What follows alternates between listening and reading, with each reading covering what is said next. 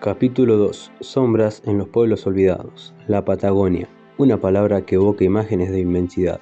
Kilómetros de estepas sin fin, picos nevados que arañan el cielo y un silencio tan profundo que a veces parece una presencia más. Pero la Patagonia también es tierra de secretos. Por cada paisaje postal existe un rincón olvidado, una historia que la memoria oficial ha preferido silenciar. En nuestro último capítulo exploramos las primeras huellas de fantasmas de pueblos perdidos en el tiempo. Hoy vamos a dar un paso más allá, adentrándonos en un territorio donde la frontera entre lo real y lo inexplicable se vuelve tan delgado como el aire patagónico. Hoy el frío no viene del clima, sino de la inquietante sensación de que no estamos solos. Nuestro viaje nos lleva primero a Andacollo, en la provincia de Neuquén. Este no es un pueblo fantasma cualquiera, es un esqueleto de concreto y metal, un testigo mudo de la fiebre del oro que alguna vez lo hizo vibrar. En la década de 1970, la mina minera Neuquén era el corazón de este lugar, un motor que daba vida a familias enteras, pero un día el mineral se agotó y con él la esperanza.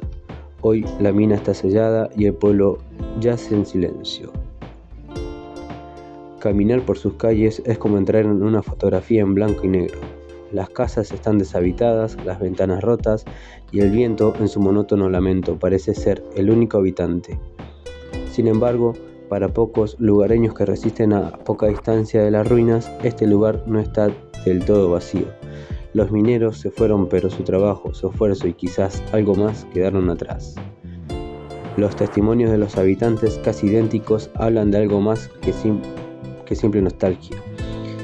Al atardecer, cuando la luz se vuelve anaranjada y las sombras se alargan, algunos juran escuchar el eco de un trabajo que ya no existe, el repiqueteo de herramientas sobre roca, el crujir de vagonetas en las vías oxidadas y el sonido de voces que hablan en la distancia, sonidos que no tienen una fuente física. Varios grupos de turistas han reportado ver fugaces sombras moverse por las ruinas de la mina, figuras que se desvanecen en el momento que intentas enfocarlas. Una de las historias más inquietantes viene de un guardia local, que se retiró del lugar poco después de su relato. Él cuenta que una noche, mientras vigilaba una de las entradas de la mina, escuchó una voz que lo llamó por su nombre. La voz clara y metálica como el sonido de una campana lejana le preguntó: ¿por qué no sigues trabajando? El guardia abandonó su puesto esa misma noche y nunca más regresó. Andacollo es un recordatorio de que algunas labores no terminan con la puesta del sol. De la estepa patagónica nos movemos hacia el desierto salteño, a 4.200 metros sobre el nivel del mar. Un lugar tan remoto y hostil que su nombre parece una ironía, la casualidad. Aquí, en las alturas de la Puna, se alza un pueblo fantasma que en su apogeo albergó a más de 3.000 personas, un pueblo con cines, escuelas y un hospital, construido alrededor de la mina de azufre, que de un día para el otro fue abandonada por completo. Las minas de azufre, ubicadas en el volcán azufrero La Casualidad, fueron el centro de la vida de este pueblo, pero el descenso de los precios del mineral en 1976 sentenció su final. En menos de 24 horas, la población fue evacuada, dejando atrás sus pertenencias, sus muebles y para algunos, sus almas. Quienes se aventuran a visitar sus ruinas describen un ambiente de profunda angustia. El aire, ya enrarecido por la altura, se siente denso y opresivo. Es como si la ansiedad y el miedo de miles de personas, al ser obligadas a dejar su hogar de un día para el otro, se hubiese cristalizado en el ambiente.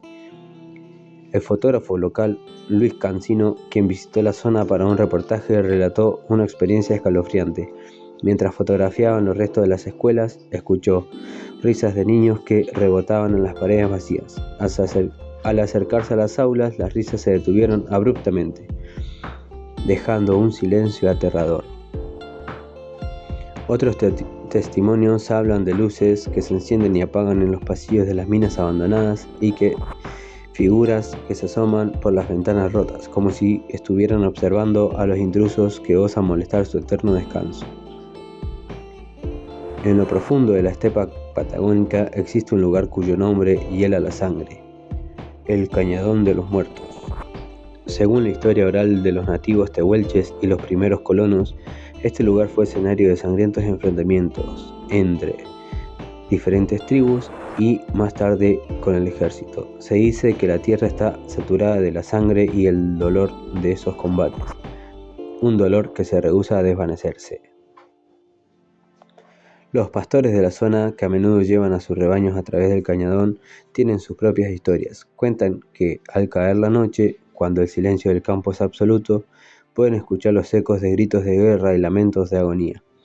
Una pastora de la zona, que ha vivido en el lugar por más de 50 años, relató una experiencia que se ha transmitido entre las familias locales. Su abuelo, un hombre recio que no creía en supersticiones, aseguró una noche haber sentido manos invisibles que le rozaban los hombros, manos frías como el hielo. Las marcas rojas que le quedaban al día siguiente no tenían explicación, como si alguien o algo lo hubiese intentado retener. Una advertencia de que aquel lugar no le pertenecía.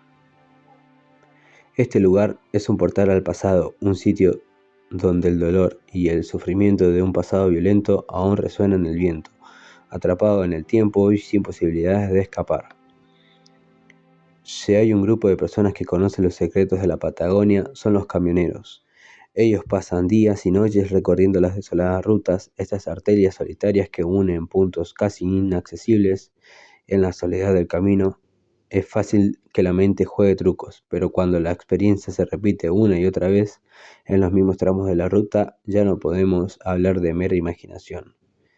Hay un tramo en la Ruta Nacional 40 en el sur de la provincia de Santa Cruz, donde los camioneros juran haber escuchado voces por la radio, incluso cuando no hay señal. Son voces que susurran mensajes crípticos o que simplemente repiten el nombre del chofer. Otros relatos hablan de figuras al costado del camino, gente que pide ayuda con las manos. Sin embargo, al acercarse, la figura se desvanece en el aire, como si nunca hubiese estado allí. El relato más escalofriante es el de los pasajeros fantasmales.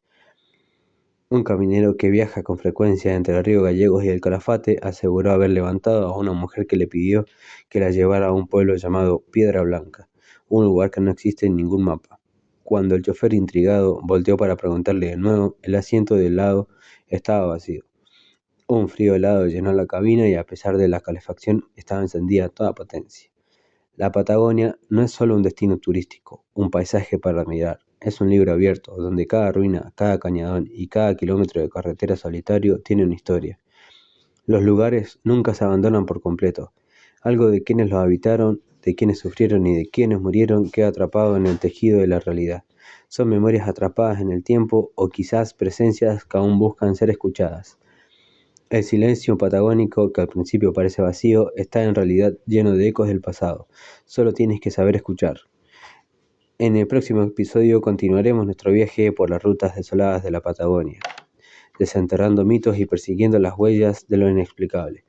Porque en esta tierra de extremos, la línea entre la leyenda y la realidad es a menudo la misma.